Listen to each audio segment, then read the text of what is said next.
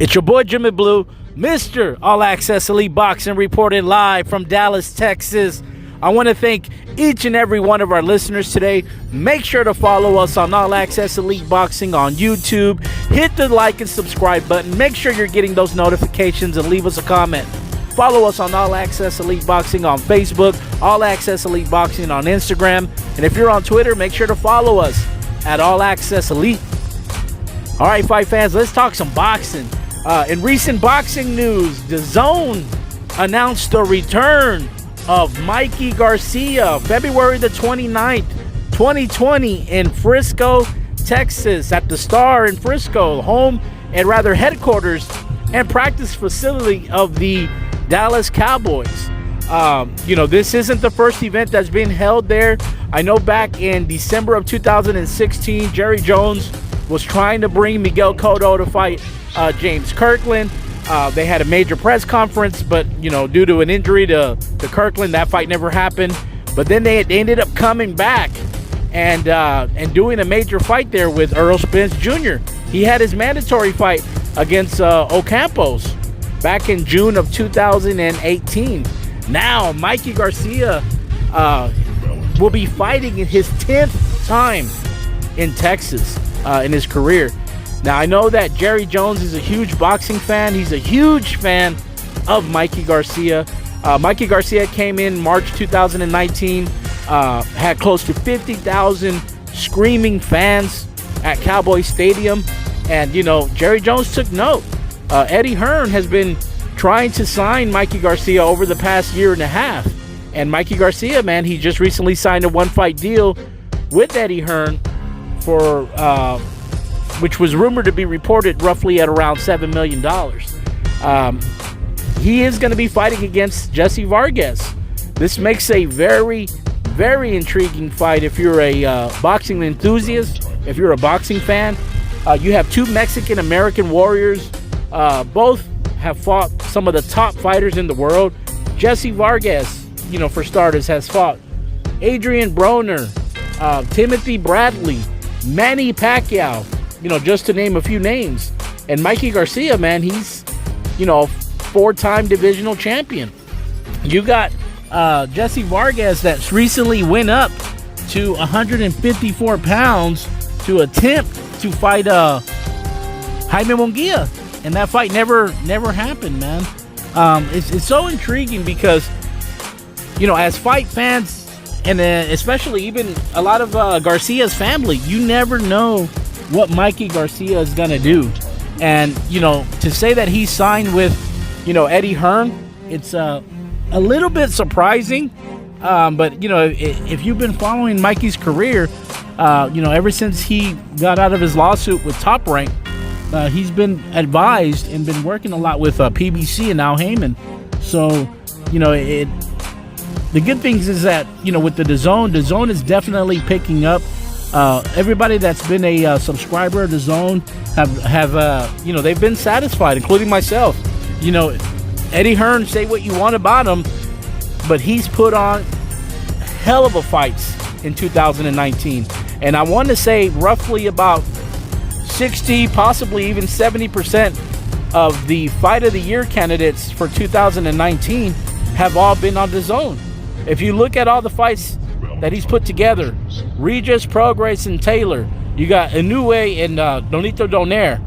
I'll even throw Jose Ramirez versus Maurice Mighty Mo Hooker's name in there.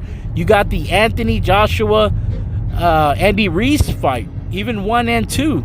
I mean, these were big fights. Even Sergey Derevchenko versus Gennady Golovkin. You even had Canelo Kovalev, Canelo Jacobs. I mean, this is, huge fights, and you get what you pay for. I mean, a lot of people, you pay the $100 and it's well worth the cost of admission.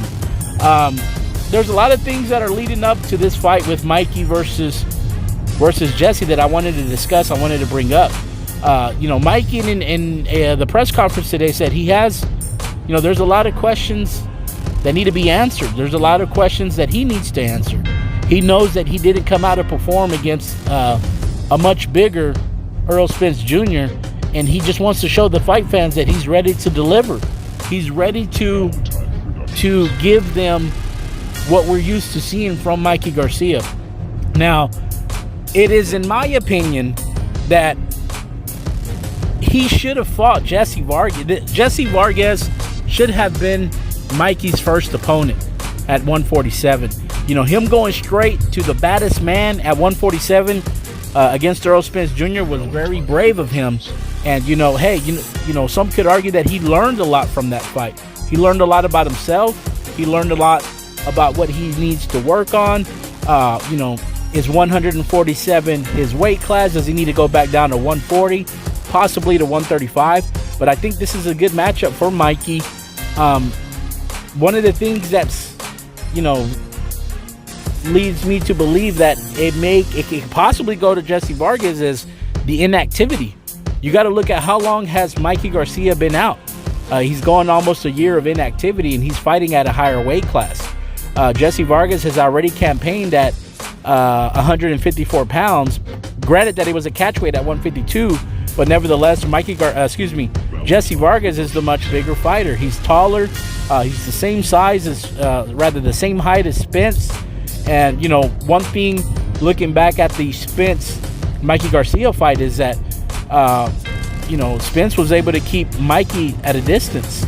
So, you know, it's going to be a great fight. One of the questions that I ask is, who is the bigger puncher? Who has a better punch, Mikey Garcia or Jesse Vargas? You know, Jesse Vargas nearly knocked out Hall of Famer, almost a potential Hall of Famer in Timothy Bradley with 20 seconds left in the 12th round. He also knocked out United States Olympian Saddam Ali to win the title. And he also recently just knocked out Humberto Soto. You know, one of the things with Mikey is that, again, he brings a lot of fans to Texas. He has a huge fan base in Dallas, as well as San Antonio, Houston, and just all over Texas, to be quite frank. One of the things that I like about Mikey is that he also has his own promotional company, Garcia Promotions.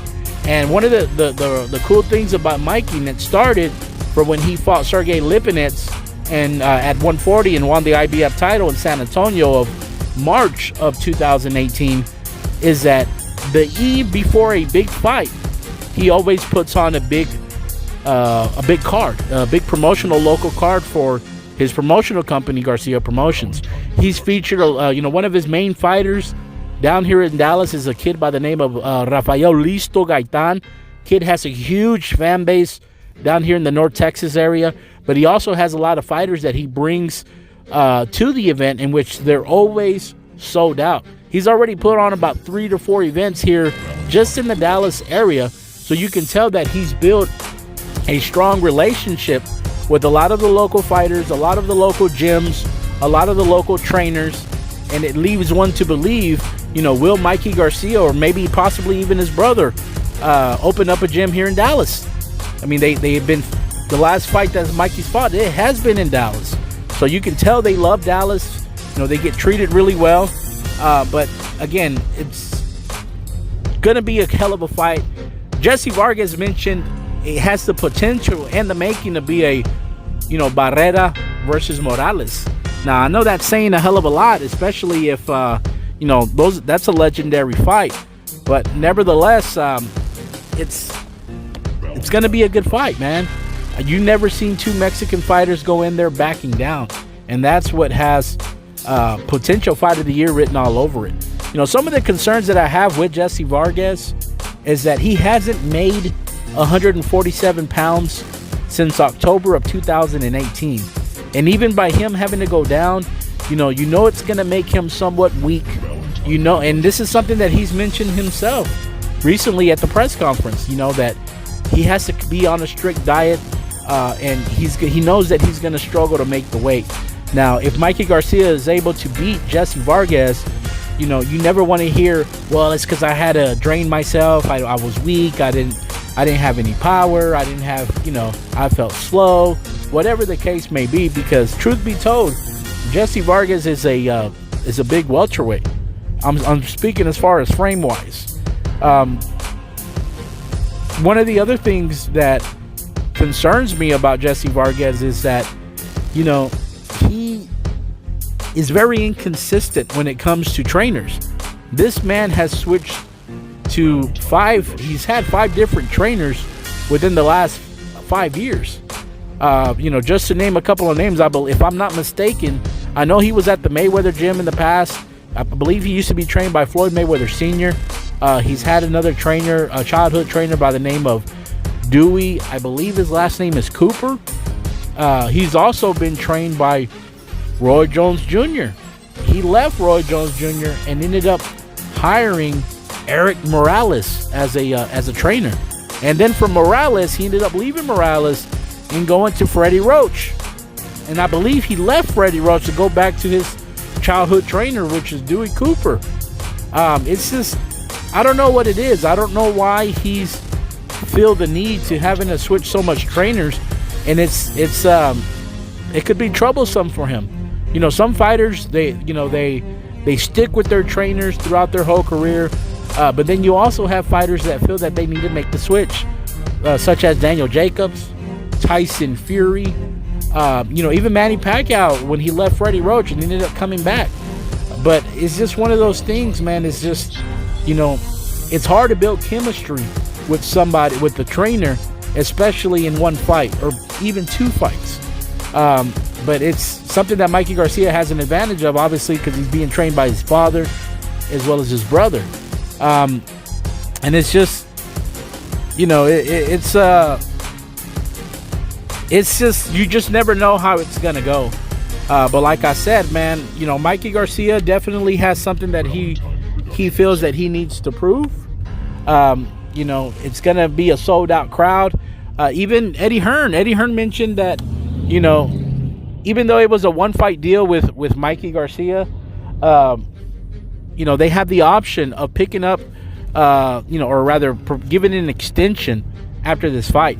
Eddie Hearn wasn't too much concerned with, excuse me, Eddie Hearn wasn't really too much concerned with the 1-fight deal that he has with Mikey Garcia. I mean, it was also rumored that Eddie Hearn even offered Jermall Charlo a 1-fight deal to fight Demetrius Boo Boo Andrade for 2020. It's a little, it's rare to see, especially in the sport of boxing, when promoters offer 1-fight type deals. But as Eddie Hearn said, the executives and the people that oversee DAZN, they don't really care as far as the longevity, or rather the contracts with fighters, because they already know that they have long-term contracts with Canelo Alvarez, Anthony Joshua, Devin Haney, with all these other guys that are signed with DAZN. But they want to make sure that every month they have something to offer to the fight fans. From January all the way up to the summertime, they want to make sure that they're putting big fights in each month. You got Gennady Golovkin potentially fighting his mandatory in Chicago. You have Canelo Alvarez potentially fighting either Boo Boo Andrade, Caleb Smith, or Billy Joe Saunders in May. You have Anthony Joshua potentially returning in April against Pulev, his mandatory. And obviously you have this Mikey Garcia in February. So it's gonna be a hell of a year. It's been a hell of a year of boxing. But let me know what you guys think. What do you guys think about this matchup? Should Mikey go down? What if Mikey wins? If he wins, where does he go from here? Does he take on, a Sean Porter? Is he still able to make a potential fight with Manny Pacquiao? I mean, that was the big deal.